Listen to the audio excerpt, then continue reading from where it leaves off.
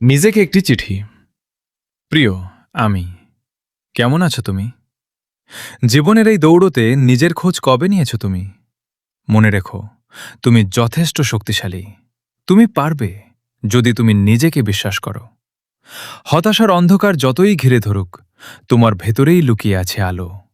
ভুল হবে, কষ্ট হবে, পথ হারাবে কখনো, তবুও থেমে যেও না। হাল ছেড়ো না কোনোদিন। অন্যের জন্য নিজেকে এতটা নিঃশেষ করো না।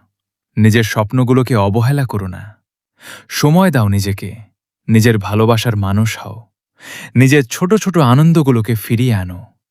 নিজের প্রতি একটু কোমল হও, কারণ এই পৃথিবীতে তোমার সবচেয়ে আপন তুমি নিজেই। ভবিষ্যতের তুমি আজকের তোমাকে ধন্যবাদ দেবে, যখন দেখবে তুমি হাল না ছেড়ে লড়ে গেছ। তাই এগিয়ে চলো, মাথা উঁচু করে। তোমার গল্পটা তুমি নিজেই সুন্দর করে লেখো।